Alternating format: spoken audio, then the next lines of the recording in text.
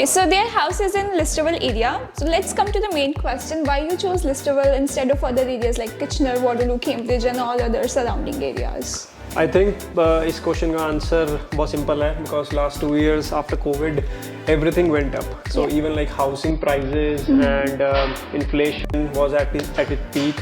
So houses were not like affordable in Kitchener-Waterloo. And even like in Brampton, Mississauga, Oakville, like any area, GTA area. So houses were like really expensive, बहुत महंगे थे. तो हम लोगों ने, मैंने और नरगिस ने एक चीज़ हमेशा अपने माइंड में रखी थी कि हम लोग एक तो बिडिंग वॉर्स नहीं करेंगे और हम कभी भी किसी को ओवर प्राइस पे नहीं करेंगे. We will pay what it basically cost will be. So हमने पहले सोचा कि चलो हम मार्केट में आते हैं because we got a PR और and then we were like looking into housing. So Kitchener-Waterloo में हमने ट्राई किया, no doubt. There was areas in Waterloo जो कि अभी भी मेरे बहुत favorite area हैं. I think Vista Hills we also liked over there. So that's one of the area that we liked.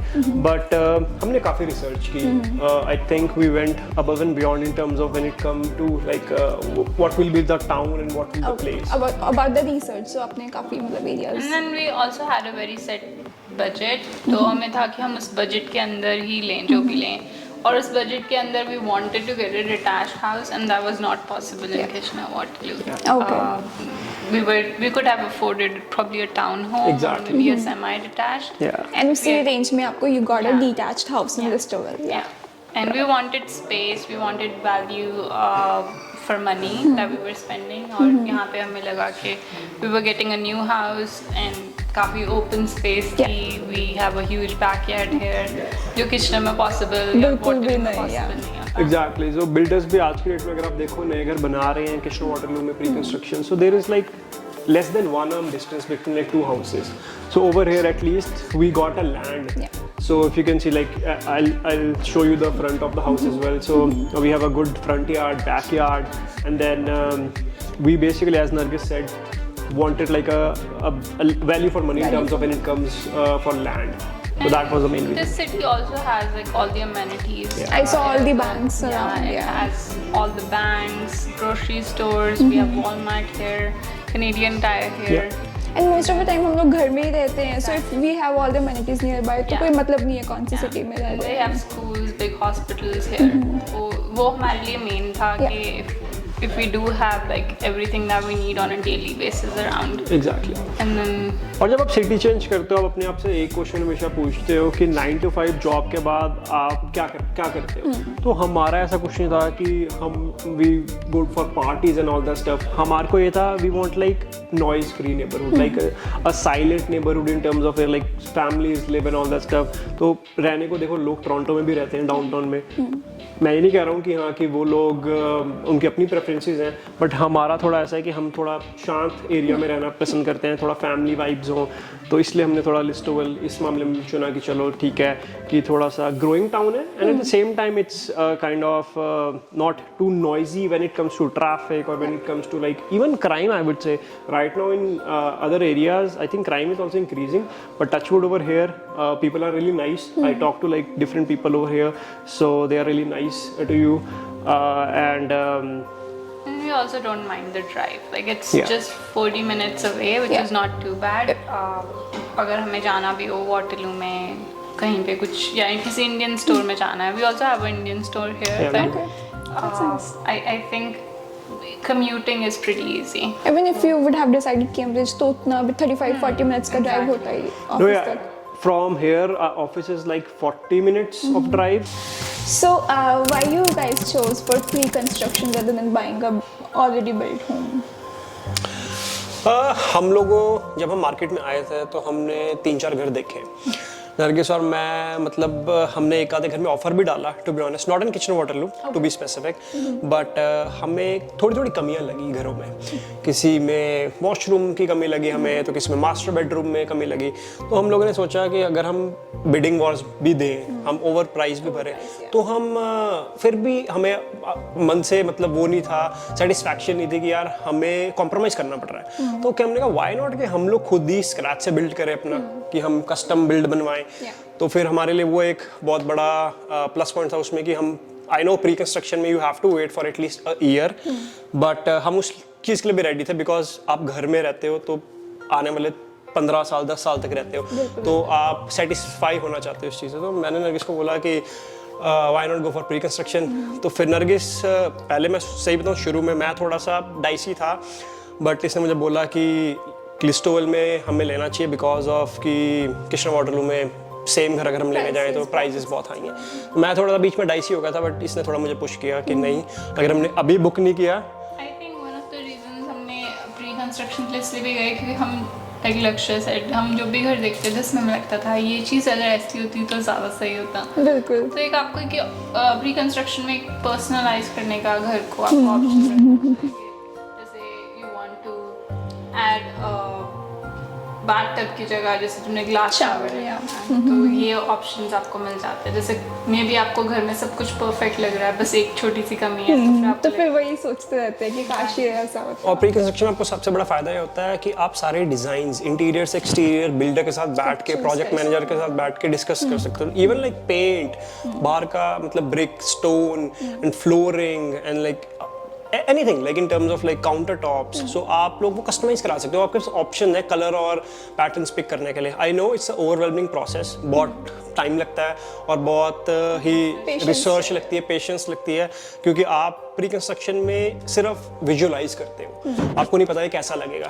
तो हमें basically we have to visualise कि हाँ ये चीज़ ऐसी लगेगी जब हम बनवाएंगे, क्योंकि आप नेकेड आई से आप तभी देखते हो जब आपको पोजेशन मिलती है। तो ये हमने भी तभी देखा था घर जब हमारी PDI थी, pre delivery inspection I guess, तो तभी हमने देखा। बट उससे पहले तो हमारे लिए सब कुछ यही था कि मन में ही हम उसको पिक्चर कर रहे थे, इमेजिन कर रहे थे। तो जैसे और डिसएडवांटेजेस आपको क्या फील हुए प्री कंस्ट्रक्शन के, क्या चैलेंजेस आए? Time was a big thing कि builders कभी कभार आपको बोलते हैं कि यार they'll give you possession in 8 months, 9 months or maybe 1 year and then they can often extend it, और वो legally कर भी सकते हैं extend, तो उनकी contract में होता है। तो उन्होंने हमारा around 2.5 months और extend किया, which wasn't too much, but काफ़ी बड़े builders काफ़ी ज़्यादा time तक भी extend करते हैं, and they can extend up to over 1 or 2 years sometimes। तो आपको वो additional जो amount है आप वो rent में जहाँ आप already आप immediately आपकी फर्स्ट मंथ से मॉर्गेज नहीं डिडक्ट होती जैसे नॉर्मली अगर आप ऑलरेडी बिल्ट होम लो। और एक और फैक्टर है जो कि फाइनेंशियल फैक्टर है कि जब प्री कंस्ट्रक्शन एक ऐसी इन्वेस्टमेंट है, अगर बिल्डर के लंबर के प्राइजेस बढ़ेंगे या कोई भी चीज़ बढ़ेगी, कॉस्ट इन्फ्लेशन बढ़ेगी या कॉस्ट ऑफ लाइक लेबर बढ़ेगी, सप्लाई चेन की प्रॉब्लम होगी, तो बिल्डर कंज्यूमर से ही वो पैसे पूरे करता है। तो हमारे वैसे अच्छी बात है कॉन्ट्रैक्ट में ऑलरेडी था कि this much of amount could be increased if there will like fluctuation in terms of like lumber prices or like increase in window prices and all that stuff, insulation, कोई factor. तो हमारी एक cap थी कि हम इतने तक बढ़ा सकते हैं। कई बिल्डर्स होते हैं कि जो वो ब्लैंक छोड़ देते हैं, तो वो इनफाइनाइट बढ़ा सकते हैं, आपको क्लोजिंग के टाइम पे कह देंगे कि यू हैव टू पे 30,000 because of like this increase. तो हमारे लिए वो चीज़ थोड़ी सी अच्छी थी कि हमने वो अपने कॉन्ट्रैक्ट में ही डलवा ली थी कि this much is the limit, और उसमें उससे ज़्यादा नहीं वो बढ़ा सकता था। तो प्री कंस्ट्रक्शन में you have to be really careful कि आपकी वो कैप डिफाइंड है और बिल्डर आप रिसर्च करके चुन रहे हो। बिकॉज नाम नहीं लेना चाहूँगा, बट एक दो बिल्डर्स के मेरे अपने फ्रेंड से भी सुनने में मिला है कि right now they are not giving possession because of like increase in inflation and all that stuff, because उनको अपने पैसे कहाँ से पूरे करने हैं। Everybody has to like earn money, तो उनको भी अपने प्रॉफिट्स निकालने हैं। एक चीज़ हमेशा सजेस्ट करेंगे, अगर आप प्री कंस्ट्रक्शन में जा रहे हो या फिर आप एक बिल्ड होम भी ले रहे हो, हमेशा अपने लॉयर को फॉरवर्ड करो पेपर वर्क, जैसे कॉन्ट्रैक्ट वगैरह। तो आप उनसे वो they can read between the thin lines as well, वो आपको बता देंगे कि हाँ ये इसमें लगता है, maybe they can increase up to this much of amount from the final like price.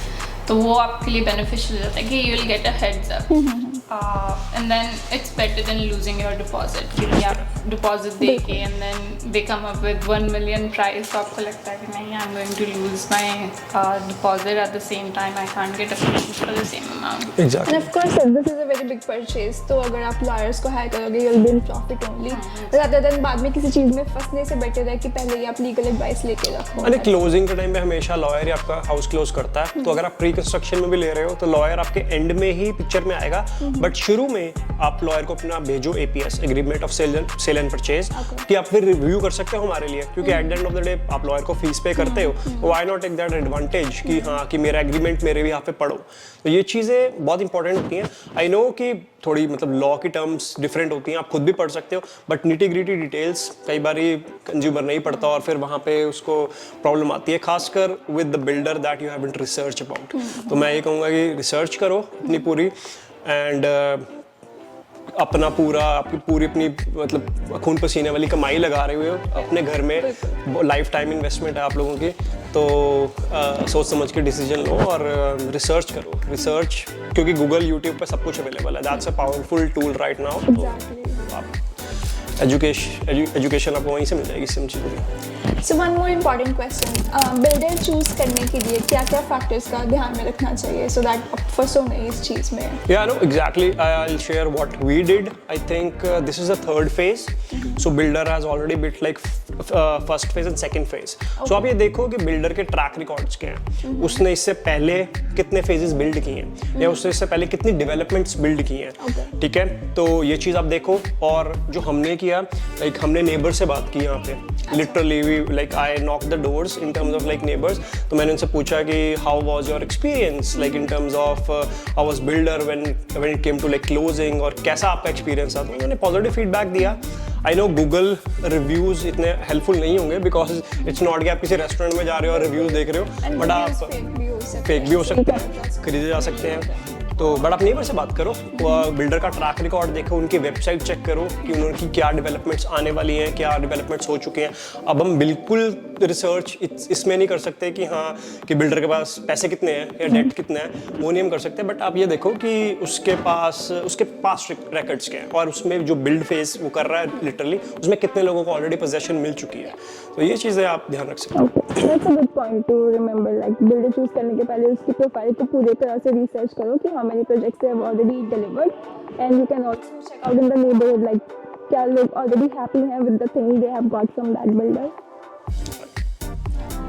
So guys, this was all about their home tour. I hope this video was informational to you. You guys could have get more idea about if you are buying a home first time in Canada. So if you have any questions, you can contact them. I'll put their email ID or Instagram ID in the description box or here on the screen, and you can contact them if you have any questions. And please don't forget to subscribe to the channel and like this video. And until then, take care. Bye bye. Bye guys.